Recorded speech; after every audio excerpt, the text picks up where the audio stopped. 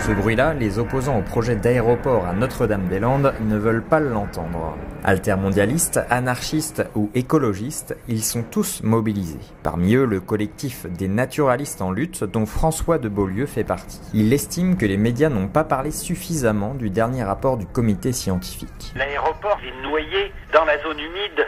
C'est là qu'il a trouvé sa vérité. On ne détruit pas impunément, heureusement, 1650 hectares de zone humide. Il y a encore des lois en France, il y a encore des scientifiques indépendants qui ont pu, grâce au travail des naturalistes en lutte, constater que leurs réflexions se trouvaient validées par nos observations de terrain aussi. Et les recommandations qu'ils ont faites sont terribles parce qu'elles imposent des études supplémentaires qui doivent durer 2 ans. Ce passionné de nature considère cette zone comme un véritable sanctuaire. C'est un projet qui est trop vieux, qui a été engagé à une époque où c'était possible de faire n'importe quoi. Aujourd'hui, cet endroit, parce que précisément il a été gelé, ZAD, zone d'aménagement différé, pendant 50 ans, alors que tout autour, l'agriculture intensive détruisait les bocages et les zones humides.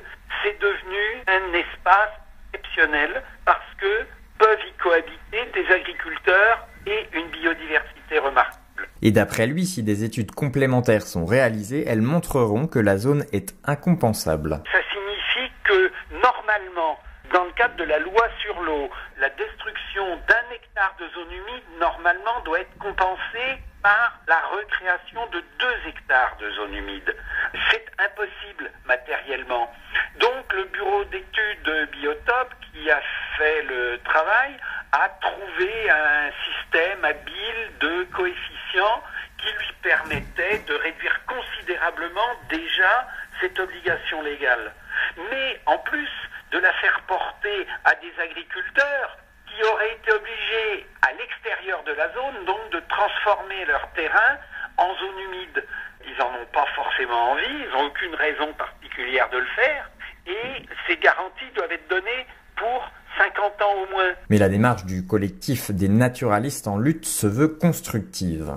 Notre objectif, il est aussi de favoriser la création d'une zone Natura 2000 qui apportera des aides pour les agriculteurs qui ont depuis des années maintenu là un écosystème qui est extrêmement original et qui doit être préservé. Et si vous voulez en savoir plus, vous pouvez lire Détachez vos ceintures, un ouvrage collectif qui, je cite, se moque et s'indigne de ce projet d'aéroport.